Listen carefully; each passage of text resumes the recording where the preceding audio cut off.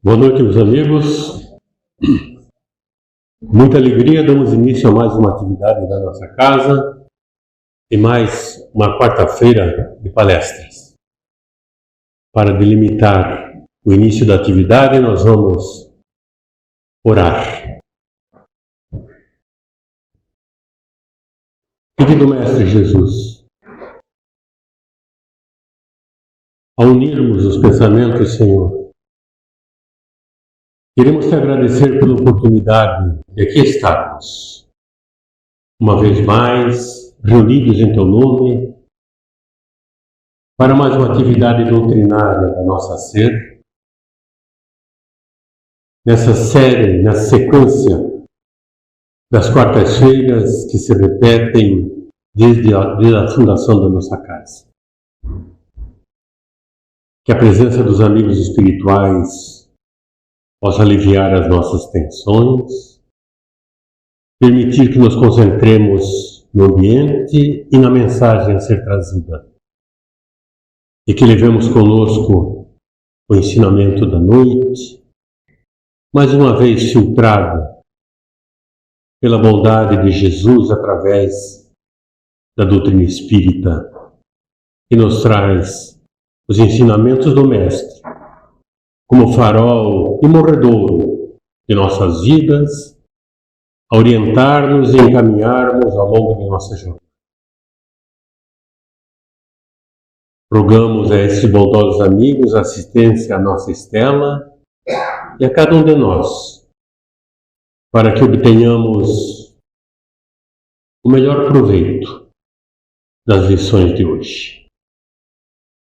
Que o Mestre, através de seus mensageiros, se faça presente entre nós e que seu amor permaneça em nossos corações, hoje e sempre. Que assim seja.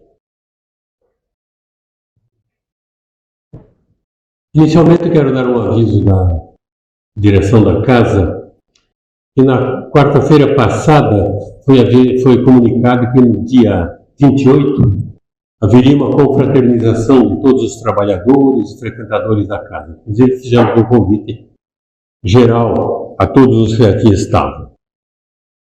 Atendendo a uma série de dificuldades que surgiram ao longo da semana, ficou decidido que esse encontro será realizado no próximo dia 25, sábado, a partir das 14h30, aqui mesmo na SER, um encontro de confraternização.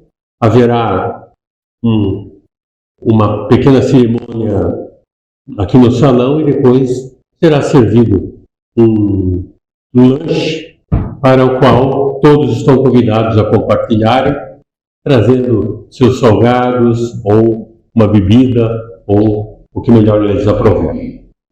Então, fica a informação de que esse encontro ficou transferido para o dia 25 de novembro. Certo, Maria? Todos estão convidados e, por favor, na medida do possível, transmitam aqueles que aqui não estão, que eventualmente vocês conheçam, para que participem dessa solenidade, desse encontro festivo e congraçamento da nossa casa, encerrando esse aspecto social da nossa ser no ano de 2023. Evidente que as demais atividades doutrinárias continuam ao longo do restante do ano e assim também em janeiro, fevereiro e março, se Deus quiser. Né, Estela? A palestra da noite está a cargo da nossa Estela Mários Martins. Estelinha é uma trabalhadora de todas as áreas e principalmente na área de publicidade, de comunicação da SER. Ela que faz esses cartazes lindos que dão divulgação às diversas atividades, ela que mantém o nosso site, que mantém as redes sociais.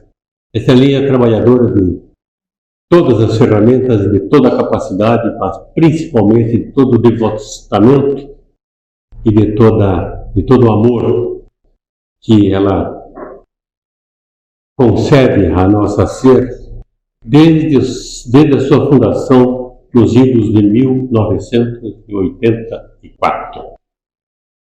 Estela é uma das fundadoras, uma trabalhadora incansável e imparável, né, Estela? Para muita alegria nossa, com muita satisfação, Estela Mares Martins.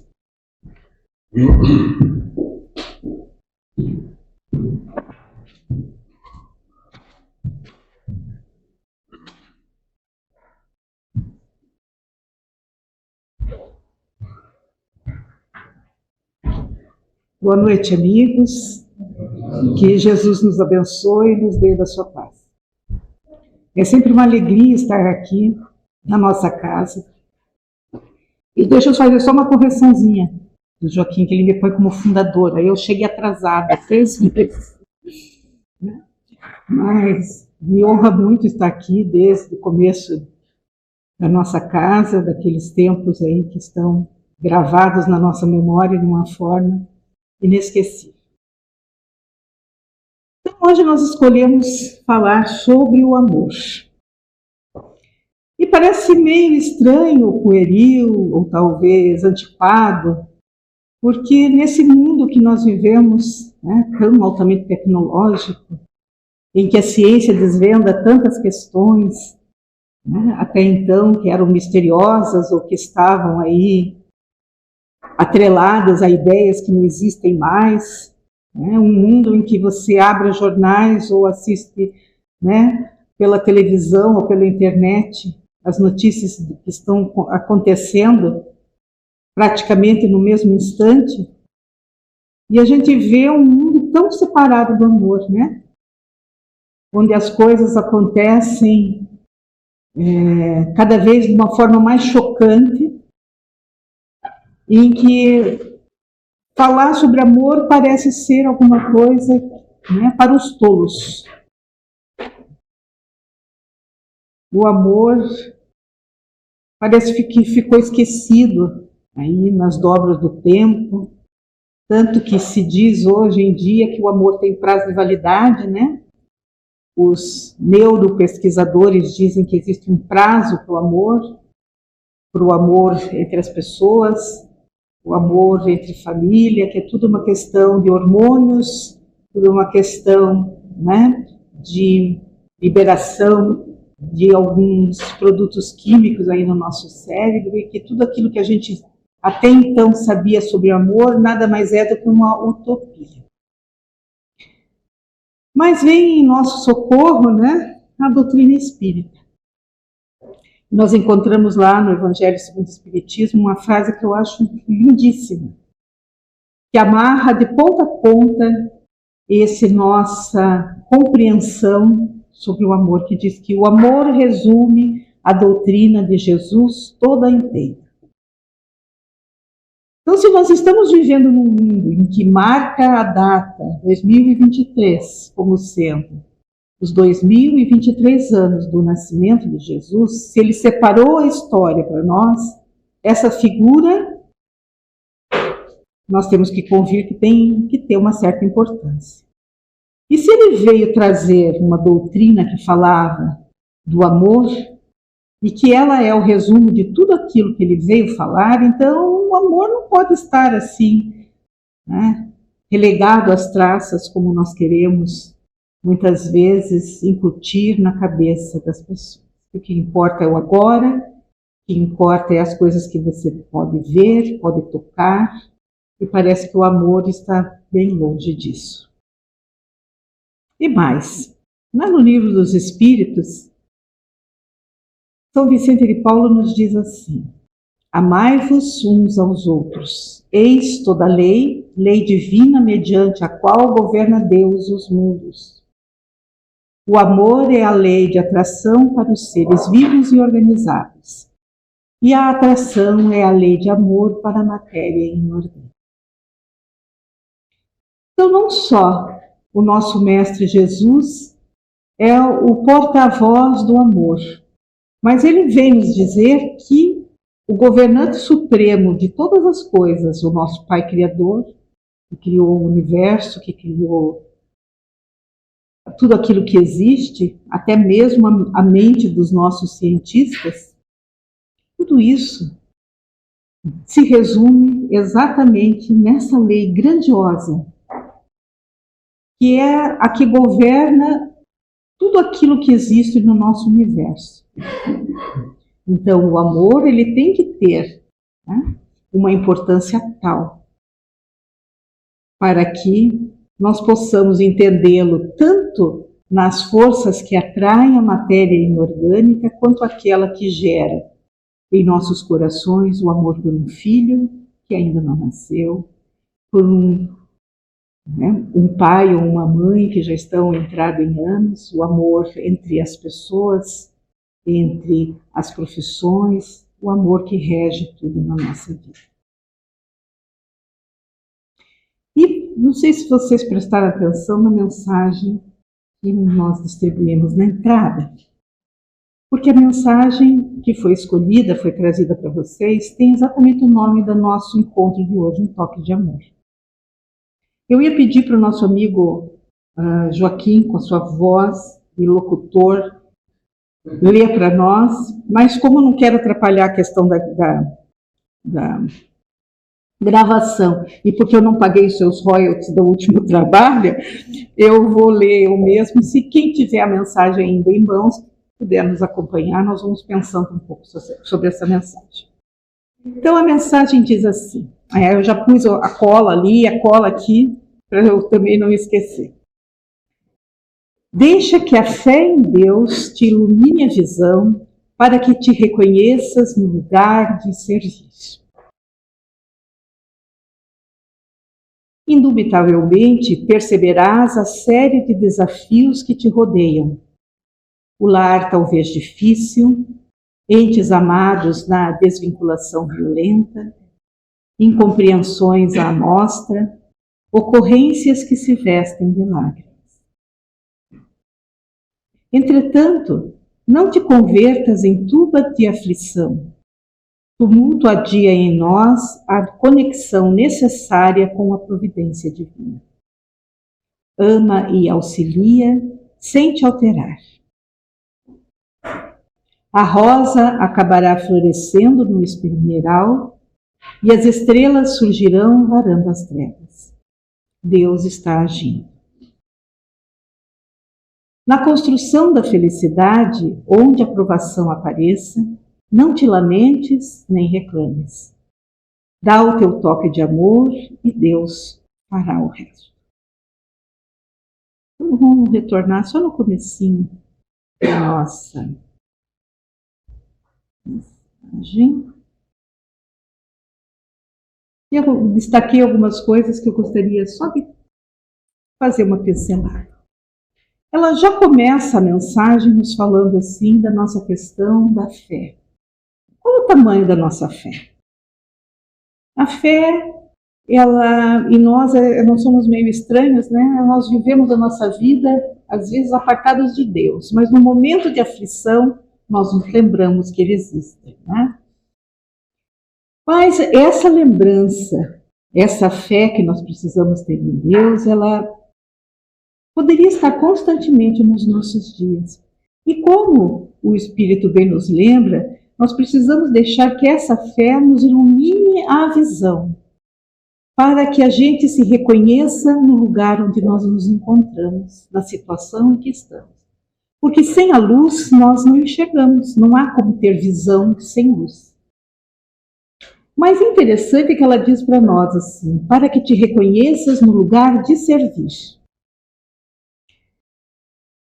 Então não é um lugar onde nós vamos receber o nosso socorro, não é um lugar onde nós vamos ter, né, as nossas respostas colhidas, ou que nós vamos receber aquilo que a gente deseja. É para que a gente se reconheça como sendo aquele que pode prestar um serviço.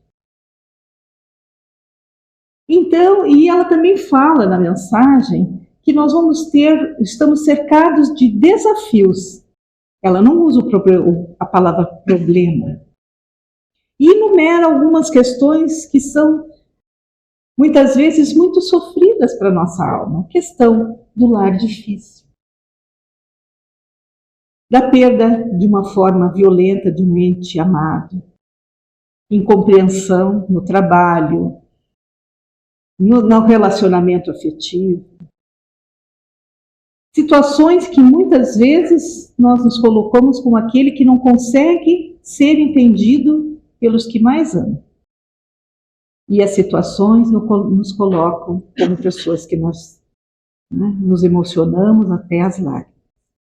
Mas ela coloca isso tudo como desafios, veja que interessante. E ela fala assim, não se converta numa tuba de aflição. Então, de uma banda, a tuba é aquele instrumento musical que você não pode passar despercebido. Acho que a tuba e os tambores, né, são aqueles que estão lá para serem visualizados e que tem aquele som que muitas vezes, quando é mal tocado, nos fere os ouvidos. Então, imagine uma tuba de aflição. Que escândalo, né? Que barulheira que estaria fazendo o nosso sofrimento. Dizendo que o tumulto adia a conexão necessária com a providência divina. E como nós falamos em tecnologia, tem algumas pessoas aqui da minha faixa etária, né? Lembra do tempo que a internet era discada e que a gente precisava esperar aquele barulho todo para fazer a conexão? Então imagine se a gente começa a querer apressar essa nossa conexão e ouvir a voz do socorro divino dentro de nós, fazendo mais barulho do que a própria conexão da internet discada, muitas vezes. Daí ela dá uma receita interessante. Ama, auxilia, sente alterar. Ai, mas que dificuldade. Né? No momento da fechada do carro, no momento em que, né, a gente derruba alguma coisa que estava pronto na nossa mão, vamos lá, o nosso almoço, o nosso prato e quebra. Como é que a gente pode não se perturbar diante da aflição? A rosa vai brotar no meio dos espinhos, porque é da lei. E as estrelas vão surgir, por mais escura que seja a noite, elas vão estar lá, mesmo que às vezes a nossa visão esteja toldada pelas nuvens, isso é bem normal na nossa coletiva, mas elas estão lá. Porque Deus está agindo em toda parte. Eu não preciso dizer a Ele que estou sofrendo, porque Ele me conhece, me ama e sabe exatamente a situação em que eu me encontro. Então ela diz que a gente não deve reclamar, não deve lamentar, porque a gente deve dar o nosso toque de amor e Deus fará o resto. Então, não fala da imensidade, de uma quantidade gigantesca. Um toque. Para quem cozinha sabe que muitas vezes aquele toquezinho de tempero, aquele toquezinho de sal, aquele toquezinho de limão faz a diferença no prato. E a gente sabe que muitas vezes, né, quem trabalha na área do desenho, como é o meu caso, muitas vezes é aquela sombra, aquela pitadinha de azul, ou aquele pequeno detalhe que você põe que faz a diferença toda. Porque Deus, como Deus está reagindo, Deus fará tudo isso.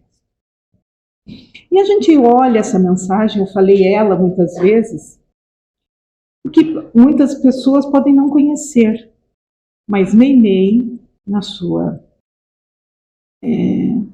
colocação para nós, nos traz aí essa figura feminina altamente delicada, cheia, né, de sensibilidade, que nos toca com as suas palavras. E como é que a gente imagina, né, alguém aqui conhece esse espírito, tirando os trabalhadores da casa que fazem prova todo ano para saber né, a referência das mensagens, né, Joaquim? Alguém conhece aqui dos que estão participando? Já ouviram falar desse espírito? Bom, mas a grande maioria, pelo jeito, não conhece. Então, como a gente pode imaginar? Numa mensagem dessa cheia de amor, a gente imagina, assim, quando eu ouvi falar pela primeira vez Meimei, imaginei um espírito que vinha lá do Oriente, né? Que talvez tenha estudado lá nas culturas de filosofia oriental, algum espírito que já esteja, né, altamente distanciado dos problemas da Terra e que pode trazer com tanta facilidade e com tanta calma problemas que muitas vezes nos tiram o sono e nos perturbam profundamente. Então, quem é Meimei? Ela foi uma jovem mineira que se chamou Irma de Castro Rocha na sua última encarnação. Eu adoro essa foto porque eu tenho uma foto da minha mãe na sua juventude com essa mesma pose. Eu imagino que os fotógrafos, então, que não eram, né, não tinha facilidade dos dias de hoje, acho que eles faziam um treinamento com as poses, as fotos de Hollywood e até o jeito do cabelo, né, a posição dos olhos é muito parecida. E essa bela mulher, Irma de Castro Rocha, mais tarde seria conhecida como Meimei. Como eu disse, ela é uma mineira, nasceu em 1922, 8 anos antes da minha mãe. Filha de um casal de trabalhadores, pai trabalhador, a mãe dona de casa, né? Teve uma infância normal, como de todas as pessoas, né? Daquela época, no interior de Minas Gerais, imagine, né? Aquela vida interiorana tranquila, né? E sem grandes destaques, a não ser que ela ficou órfã muito cedo, com 5 anos, e daí a família passa a ter algumas dificuldades econômicas, porque eles eram em 4, né? Houveram 5 filhos, então foi muito difícil para aquela senhora levar adiante a sua prole. Dizem aqueles que a conheceram que ela era uma moça muito modesta, uma alma muito sensível, muito boa, né? Muito inteligente, e era muito difícil o estudo para as moças. Mais uma vez eu me reporto à minha mãe, né, porque o sonho era estudar, terminar o curso primário, depois fazer o ginásio, e o grande sonho de Irma era ser professora. Ela queria trabalhar com crianças. E ela, como era inteligente, ela cursou o primário de uma forma muito tranquila, foi uma boa aluna, mas quando ela estava se preparando para ir, né, para cumprir o seu sonho, estudar na escola normal, ser normalista para ser professora, ela começa a ter problemas de saúde, uma nefrite crônica que a afasta da possibilidade de estudar e cumprir seu sonho. Mas, na sua cabeça, ela estava só adiando. A doença só iria adiar o seu sonho. Ela poderia fazê-lo um pouco mais tarde. Já na sua adolescência, na sua mocidade, né, ela mudou com a irmã para Belo Horizonte para tentar, né, tratar da sua saúde e, quem sabe, cursar, né, a escola normal. Foi quando ela conheceu o Arnaldo Rocha, que seria mais tarde o seu esposo. Né? Eles se conheceram entre 17 e 18 anos, foi aquela amizade, aquele encantamento, né? O crush, né? Como se fala hoje em dia, e eles acabaram se casando. E esse apelido Meimei era um apelido que ele deu a ela porque eles leram juntos um livro que era muito famoso, de um repórter americano, que esse nome queria dizer noiva bem amada na língua chinesa. E ele fala, no livro de memórias, definindo, eu achei interessante e trouxe para vocês verem, dizendo aqui, Meimei, né, ou Irma, era uma morena clara, alta, mais ou menos 1,70 m, cabelos pretos, lindos e sedosos, ondulados e compridos, batiam-lhe abaixo dos ombros, olhos grandes e negros, expressivos, vivazes e inteligentes, de pele sedosa, que ela era um misto, né, de Scarlett O'Hara e Ofélia de Hamlet, e que era ciumenta como um mouro de Veneza, ou seja, ela era uma mulher de personalidade muito forte, apesar da sua bondade, apesar da sua doçura. Né?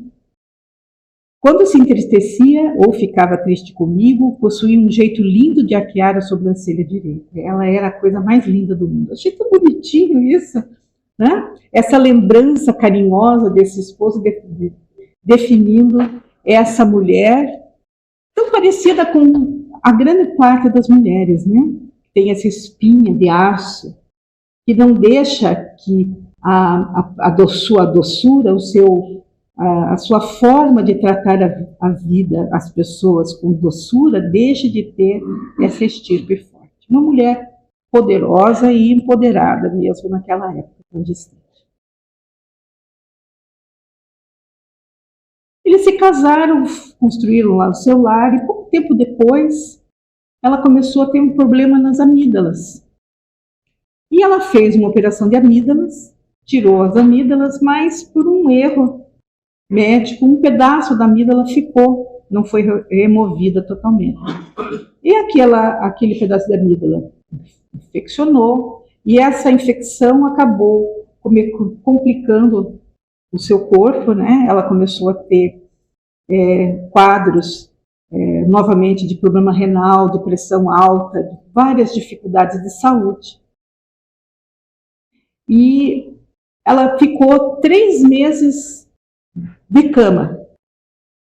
Essa situação parece tão pueril, né, no nosso tempo de tantos antibióticos, de tanto recurso, em que a medicina trata as coisas de uma forma tão rápida. Nunca pensar numa infecção por causa de uma amidalite.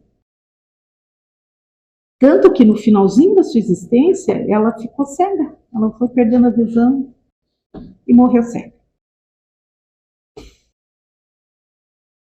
Então, no dia 1º de outubro de 46, ela acorda vomitando sangue. A septicemia tinha explodido praticamente seus pulmões, e ela acaba, né, acordando com aquele estertor daquela falta de ar. E mais uma dificuldade da época, né, viver num mundo sem telefone, sem celular. O marido acorda e vai buscar socorro na casa de um vizinho para chamar o médico. Ela, naquele desespero, diz ele que ela tentava respirar e acabou rasgando toda a roupa, toda a camisola, porque ela não conseguia respirar. E quando ele retornou para casa, ela já tinha morrido. Então ela ficou casada há pouco mais de 2 anos. Essa é a nossa menina. E ela era católica. Ela nunca tinha conhecido o espiritismo, apesar do seu esposo ser de família espírita, mas ele era ateu. Então, a doutrina espírita tinha passado bem longe das portas desse lar. Esse é o seu esposo, Arnaldo, né? Que nasceu no mesmo ano, tinha a mesma idade da Irma quando ela, né, desencarnou, eles tinham a mesma idade. Ele foi ateu convicto até 1946. Depois, ele conheceu Chico Xavier, se tornou amigo, e ele desencarnou com 90 anos, agora em 2012. Mas esse personagem é muito interessante, nós vamos falar um pouquinho dele, né? Esse homem, ele era um homem também alto, moreno, muito falador, muito eloquente, né? Lutador de jiu-jitsu naquela época, né? Ele era um rapaz assim muito apessoado e muito falante. E mesmo nos seus últimos anos de vida, ele ainda mantinha esse mesmo carisma na sua forma de conversar. Mas como é que essa Meimei da intimidade do lar, né? Porque todos nós temos um apelido, né, em casa. Uns chamam a gente de Quinzinho, né? Outros chamam de Amor. Eu tenho um apelido que não tem nada a ver com o meu nome, porque os meus familiares me chamam de Ista. E na família, a Irma era conhecida como Naná. E só o Arnaldo sabia que ela era Meimei, era Meimei para ele. Apesar de eles terem aqueles né? Como bom casal apaixonado no começo do casamento, tem aqueles milhares de jeitinhos de se chamarem um ao outro, né? Então, como eu disse para vocês, a Irma, ela não era católica, né? Perdão, ela não era espírita, ela era católica e ela tinha, né, a sua forma de agir. Ela sempre foi uma pessoa muito correta no moral e livre. Mas ela era uma pessoa muito sensível. E durante esses poucos anos de casamento, muitas vezes ele via, né, ela estava lendo um livro e de repente ela ficava perdida nos seus pensamentos e ela descrevia. Ela dizia: olha, eu estou vendo essa cena tal e nós fomos esse personagem, nós vivemos juntos nessa época da vida, você se chamava fulano, eu me chamava ciclano, nós passamos por isso. E como o Arnaldo era ateu, ele achava que aquilo tudo era uma viagem da sua esposa, né? E essas cenas eram tão vívidas nessa forma que muitos do jeito que eles se tratavam eram referente a essas passagens que ela via na sua mente. Ela tinha, além do sonho de ser professora, ela queria muito ser mãe. Ela tinha aquele sonho da maternidade. Mas pelo pouco tempo de casamento, né, e pela sua doença, eles não tiveram possibilidade de ter filhos. Mas ela tinha um filhinho imaginário, né?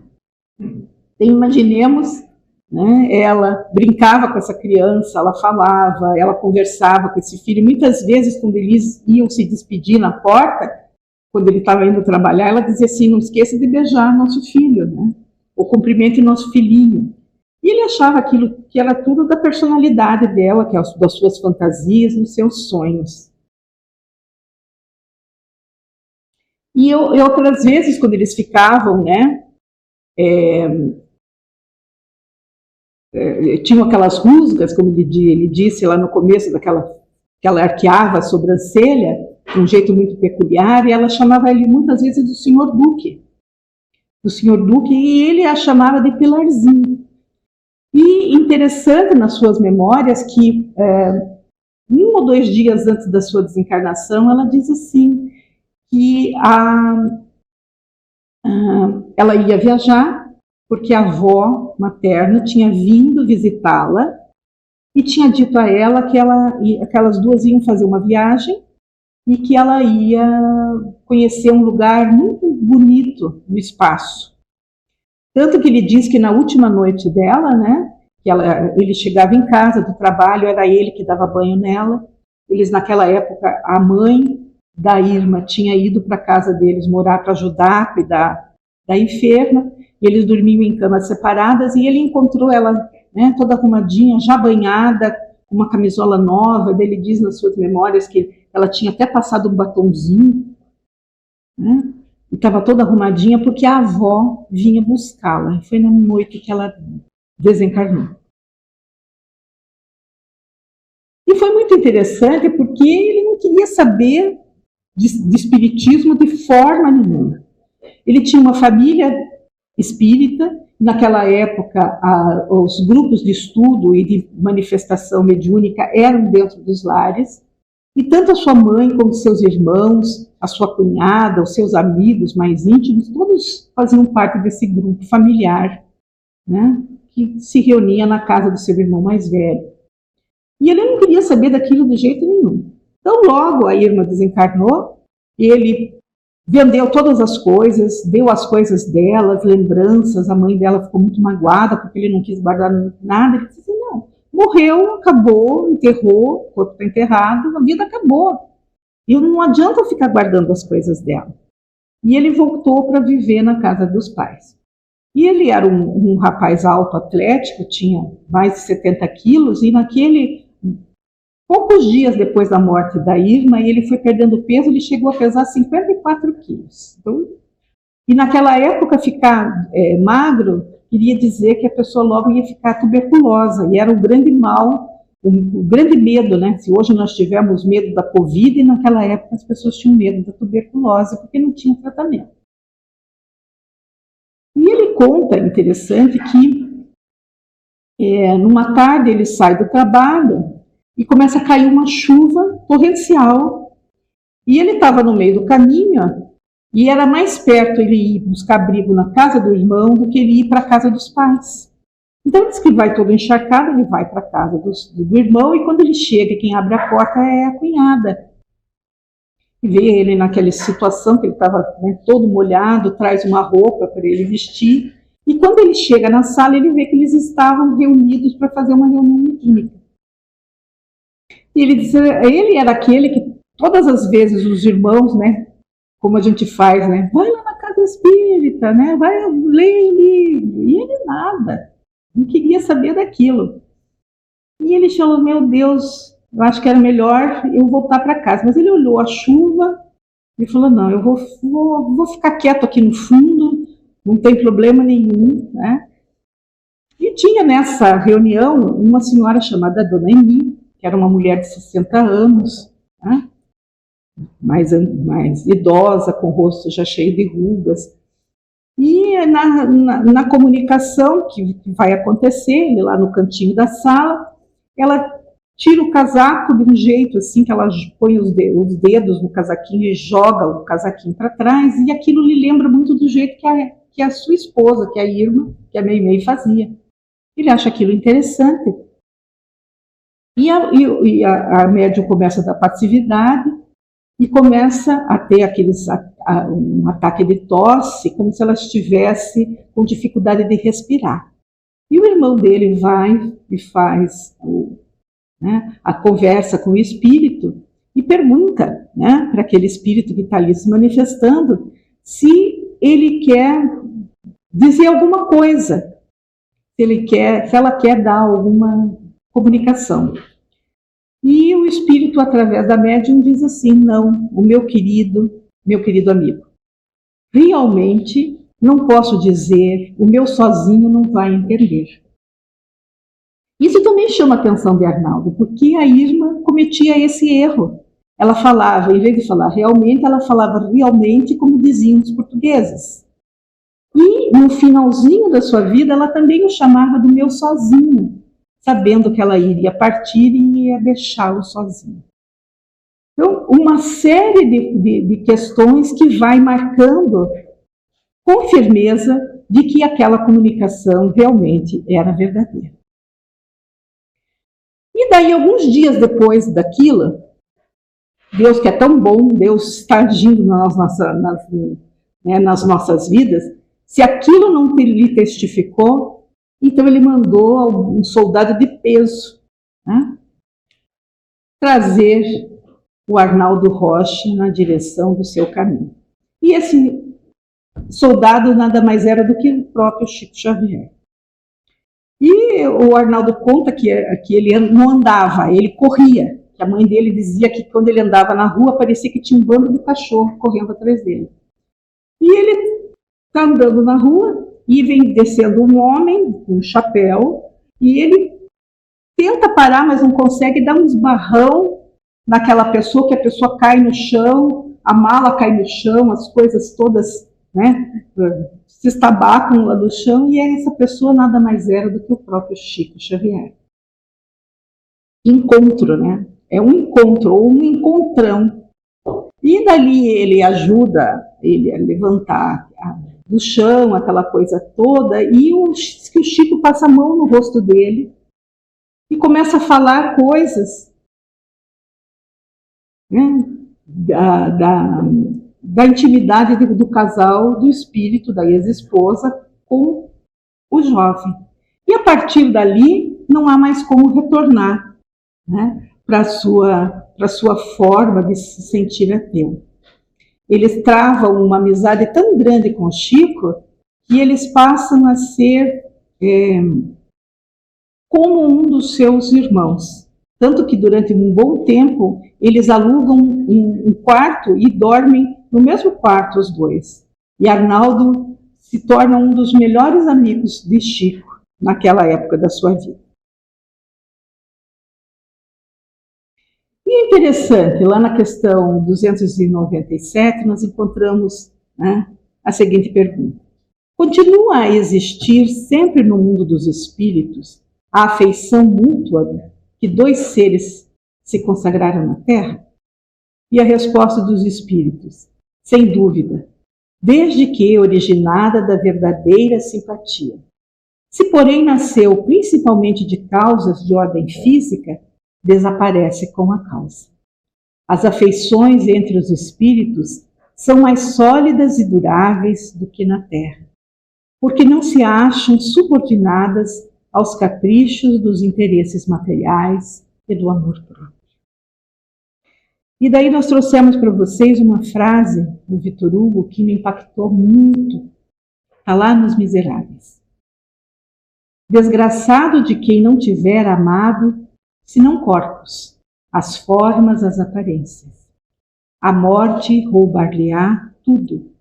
Procurem amar as almas e tornarão a encontrá-las. E essa é a tônica da vida de Arnaldo e Irma. Aquela relação dos dois não era uma relação daquele momento do encontro. Eles já tinham essa ligação afetiva marcada nos séculos. E o objetivo das suas vidas não eram aqueles momentos que eles passaram pouco mais de 3 anos, né, como marido e mulher. Tanto Arnaldo quanto Irma tinham missões muito importantes para serem feitas. Ela, no mundo espiritual, para trazer uma série de mensagens e de um trabalho muito forte ligado à evangelização e ao consolo das pessoas. Arnaldo, no trato com os espíritos. E é interessante que seu mentor espiritual disse-lhe assim: Arnaldo, durante muitas vidas, a sua voz se ergueu para comandar exércitos e para levar pessoas à morte. Agora, você deve usar a sua voz para trazer esperança e atender com carinho e amor essas almas que no mundo espiritual precisam de orientação.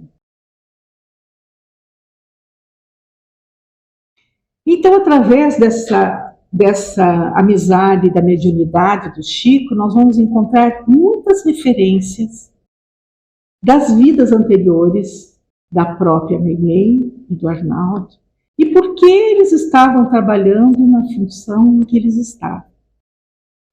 Então, muitas vezes nós vemos pessoas chegando à casa espírita querendo saber das suas vidas passadas. Deus nos dá o esquecimento das nossas anteriores encarnações como uma bênção, porque lembrar do que se viveu no passado não é lembrar de algo apenas da forma cerebral. Lembrar de uma vida anterior é lembrar da emoção, da dor, do sofrimento, do acerto, do erro, com tanta intensidade que muitos de nós não teríamos, com certeza, a capacidade de reter, né, na memória presente essas lembranças do passado. Mas esses espíritos têm uma história longa, que começa lá no século 8 a.C. Dizem que numa certa situação, esse general assírio, babilônico, salvou uma princesa de ser morta por um leão. Era Arnaldo e Meimei lá naquele passado, travando os primeiros encontros em que algo, né, os uniu e os manteve ligados nas suas encarnações posteriores. Depois nós encontramos o Senhor Duque e a Pilarzinha numa outra lembrança. E ela chamava ele também de Naldinho, dizendo: Naldinho, era esse o modo de tratamento de um casal que viveu na Espanha no século XVI. O esposo se chamava Duque de Alba e sua esposa Maria Henriques. Depois nós temos Blandina. Para quem leu o Ave Cristo, vai reconhecer esse nome. Então, diz que certa vez o Chico chegou com um capítulo do livro do Ave Cristo e entregou nas mãos do Arnaldo e disse: dá uma lida nisso aqui. E depois que ele lê aquele trecho, ele diz assim: eu já conhecia isso, porque a Meimei me contou essa história.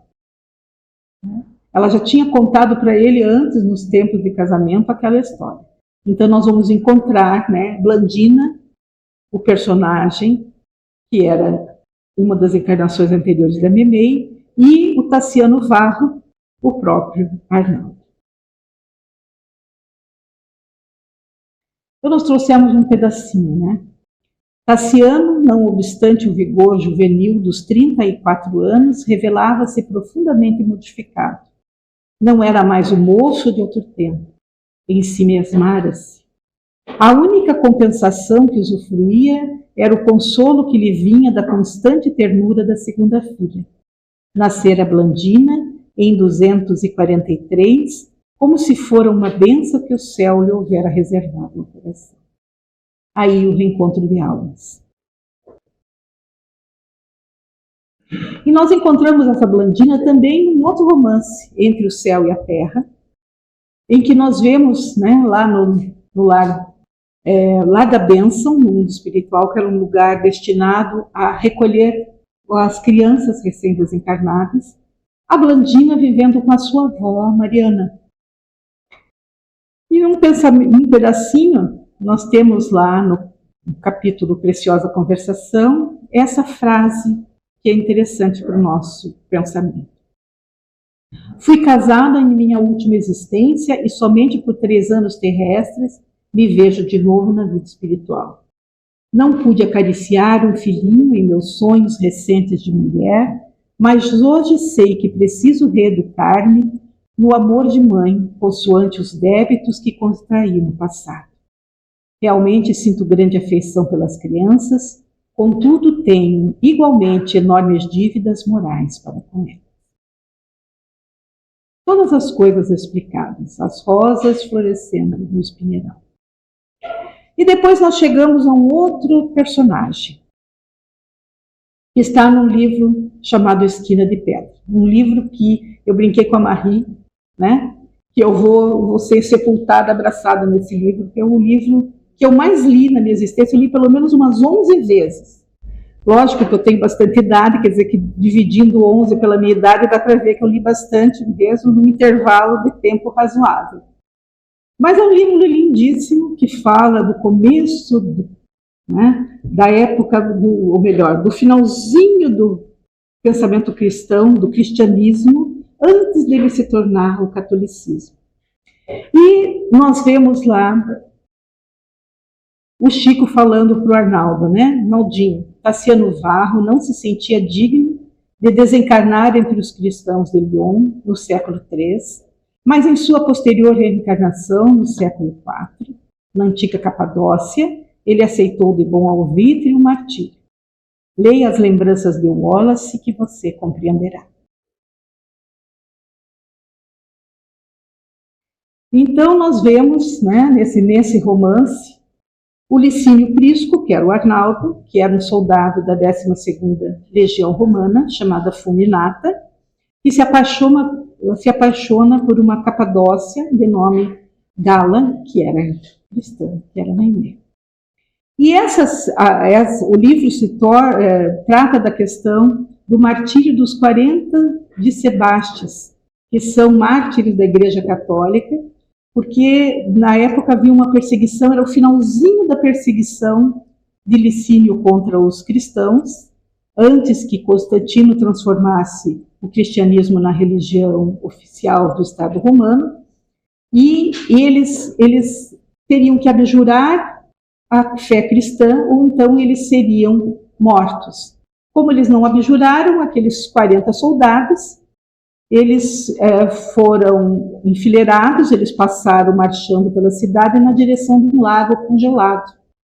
Né? Então a gente imagina um lugar extremamente inóspito, né? Um lago congelado e aqueles 40 jovens lá mergulhados, até que eles morreram de hipotermia.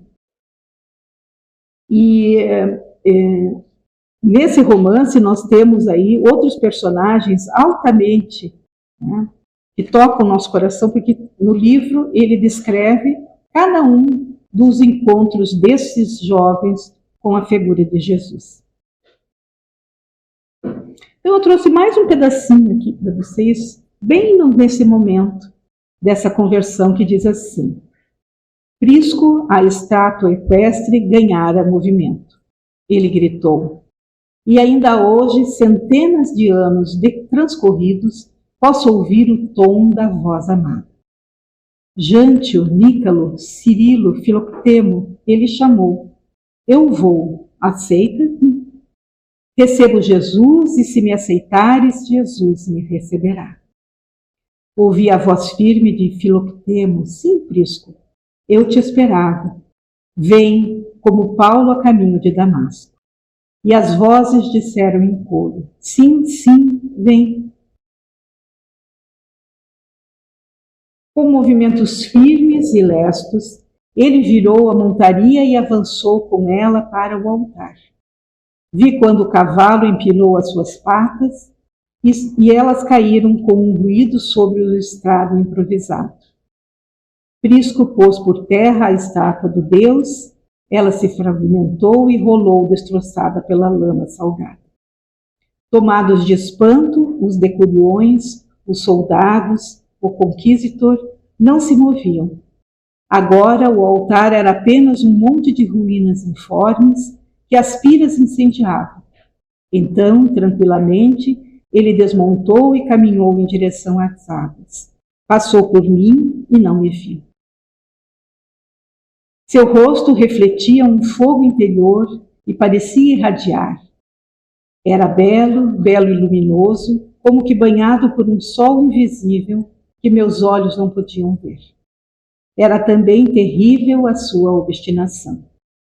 Marchava direto para onde a continuidade da corrente de Filoctemo se quebrara. E quando eu o vi chegar, entre as exclamações jubilosas daqueles que se preparavam para morrer, eu me deixei cair por terra.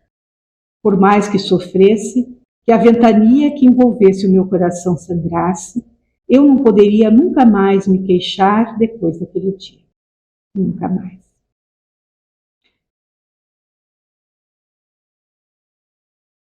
Então nós vemos a missão, né? A gente lê o Mártires, um encontro tão luminoso com Jesus, um sacrifício de vida. Imaginamos que aquela alma, né, foi guindada ao alto, né, à região onde vivem os santos e as pessoas já libertadas, né, do mundo físico.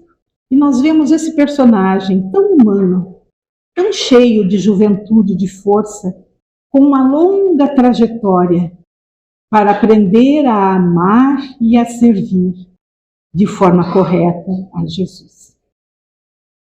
E os livros são maravilhosos, porque os livros espelham para nós esses retalhos de vida. E ficamos pensando nas nossas histórias pessoais. Nós também, que não nascemos há um mês, como o meu sobrinho neto, que não nascemos há 10, 20, 30, 60 anos. Mas nós que fomos criados por Deus e as nossas trajetórias se perdem aí nas páginas do tempo. Quanto de aprendizado nós carregamos, quantas histórias, experiências, quantos amores, quantos desamores. Nós estamos aqui para aprender realmente a servir e a passar. E nos livros nós encontramos a missão da Meimei. Ela escreveu 8 livros enquanto o Chico estava aqui entre nós, e um depois da sua desencarnação. O primeiro livro dela se chama Pai Nosso, foi escrito em 1952. Ele é muito interessante porque ele é voltado para a evangelização infantil, em que ela vai trabalhando todos os trechos do Pai Nosso para as crianças, com histórias, com poemas. É um livro lindíssimo. Depois, em 1959, nós temos lá o Evangelho em Casa, E antes de eu passar para 1959, lembrar que ela faleceu, né, em 46, e nesse período de tempo ela se preparou no mundo espiritual para começar a sua missão. Então, retornando.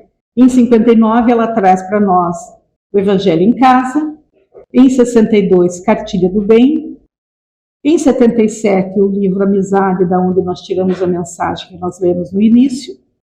Somente Amor, com o Espírito de Maria Dolores, em 1978. Deus Guarda, em 1980. E Palavras do Coração, em 1982. O Chico desencarna em 2002. E depois, posteriormente, nós temos a edição do Meditações Diárias, que são mensagens de Bezerra e de Meimei, reunidos num livro que foi publicado em 2009. Então, o Pai Nosso é um livrinho, né, voltado para crianças, para o coração das crianças, como nós bem falamos. E o livro Amizade é um livro, aquele em que ela nos traz a necessidade de amarmos o próximo. Quão importante é a palavra amizade. Muitos amigos são em nossas vidas, às vezes, mais próximos que um pai, que um irmão. E quantos casamentos não começam com amizade? Esse amor transformado que une as pessoas. A amizade entre as pessoas, entre as nações, é isso que nosso mundo precisa, de muito amor, de muita fraternidade. Não só do pensamento racional, em que para tudo na questão da matéria, que morre e se transforma. E nós lembramos daquela frase, de novo, do Victor Hugo. Se amarmos só os corpos, se as coisas materiais, a vida vai nos levar. Vem uma chuva torrencial e inunda as nossas casas, ou um terremoto que derruba os nossos sonhos sobre as nossas cabeças, ou a idade que chega, apesar de todo o colágeno, de toda a elastina, de todos os exercícios, o nosso corpo se transforma, o tempo passa e a morte leva a matéria. Mas se nós amarmos as almas, se nós servirmos a este amor, em toda a grandeza do termo amor, onde há compreensão, onde há renúncia, onde há esquecimento, onde há uma forma de suportar, de transferir, né, para esse ser amado, este sentimento que nos inunda. Né? O amor não tem prazo de validade, o amor verdadeiro não tem. Porque se assim fosse, Deus já teria deixado de nos amar há muito tempo, com todas as coisas que nós aprontamos. Né? Não tem dia da semana, eu te amo, segunda, quarta e sexta, né? Terça, quintas e sábados eu não te amo, e domingo a gente deixa para esquecer que existimos um ao outro. Não existe isso. O amor é constante. Né? O amor cuida, o amor permanece. E como eu gosto muito de fazer, né, um fechamento, nós começamos com uma mensagem do livro Amizade e vamos terminar com uma outra mensagem do livro Amizade, em que esse mesmo espírito que agora nós conhecemos, né, tem muito a falar sobre ela. Né? Essa jovem sensível que conseguiu ler no livro da sua vida trechos da sua existência, que certamente lhe foi permitido essas lembranças, para que ela tivesse despertando no coração do seu amado o seu caminho, né, de existência, de servir, de viver aí até os seus 90 anos trabalhando em nome da doutrina espírita. E a mensagem diz assim: quando a situação se te revele difícil e as forças te pareçam exaustas, quando a enfermidade se te instale nas energias, semelhante a uma sombra que não consegues extinguir, quando o desânimo te procure, sugerindo-te a resistência dos encargos que abraçaste, quando as dificuldades se multipliquem, criando-te embaraços e lutas, quando as complicações surjam tamanhas que o abandono dos próprios encarnes se te afigure como sendo o caminho a seguir. Então, haverás atingido um instante dourado para o testemunho da tua própria fé, porque servindo e agindo em meio a cansaço e tribulação, podes guardar a certeza de que, pelas ocorrências do trabalho, Deus chegará em teu auxílio com o socorro previsto e com a inesperada luz. Ela fala para nós com a autoridade de quem viveu tudo isso. Não são palavras vazias, são palavras espelhadas na sua existência como espírito. E eu trouxe para vocês, porque eu sou uma pessoa assim, muito arrojada, que normalmente a gente dá um presente novo. Mas eu trouxe para vocês o último livro, Palavras do Coração. Foi um livro que a minha mãe, amada, comprou, que nós usamos no Evangelho, tanto que está marcadinho aqui em cada mensagem, o dia que nós lemos, né, junto com ela, esse livrinho. E eu queria dar de presente para alguém. Porque esse livro, ele fez parte da minha existência junto do amor da minha mãe. É um livro desse espírito maravilhoso. E eu queria que alguém de vocês se manifestasse. E eu queria dar esse livro para alguém. É só levantar a mão. Quem quer? Nossa, tem vários. Agora o que eu faço? Mocinha de amarelo, você aí, toda charmosa. Não que vocês não sejam meninas de pretinho aqui na frente, não, minha querida amiga. Também eu tenho outro livro, eu vou te dar. Mas eu gostei dos seus olhos, né? Aí me olhando com esse jeitinho. Amanhã é meu aniversário. Fica as canções.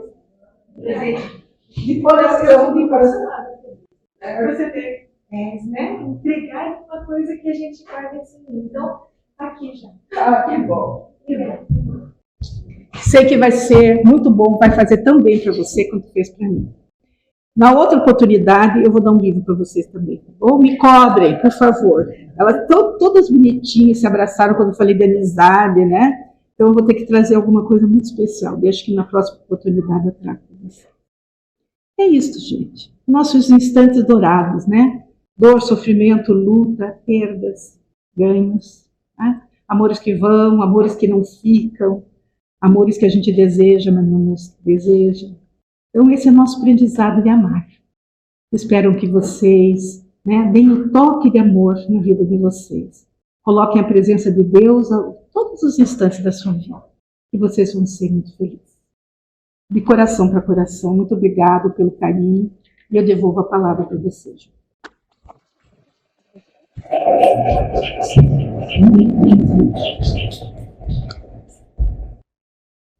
Que história linda, Estela.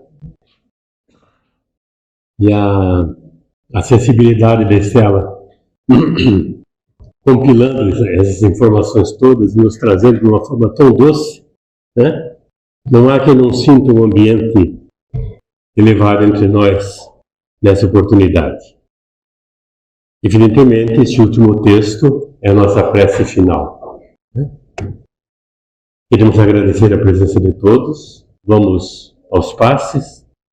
Pedir que os que vão tomar passe, por favor, aguardem sentados, que todos serão chamados. Muito obrigado.